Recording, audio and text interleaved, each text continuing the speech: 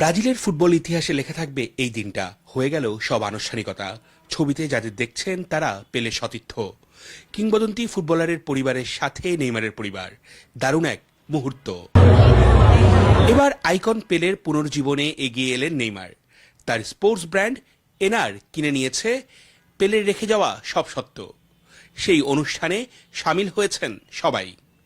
পেলের স্বপ্ন ছড়িয়ে দেওয়ার শপথ নেইমারের প্রতিষ্ঠানের। তার হাত ধরেই পেলে আবার হয়ে উঠতে যাচ্ছেন সর্বময়।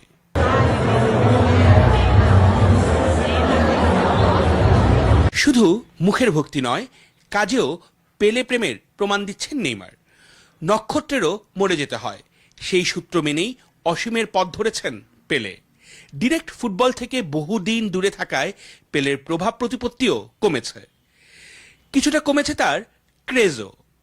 অভাবে পেলের অনেক কিছুই পাচ্ছে না সঠিক মূল্যায়ন। পেলের সবকিছুর রাইট এতদিন ছিল আমেরিকার একটি প্রতিষ্ঠানের কাছে।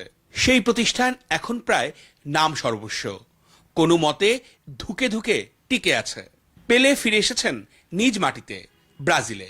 দীর্ঘদিন ধরে আমেরিকার যেই প্রতিষ্ঠান তার সব সত্ত্বের মালিক ছিল, তারা পেলের ঐতিহ্য, গৌরব আর মহত্বকে বিশ্বমঞ্চে সঠিকভাবে তুলে ধরতে পারেননি।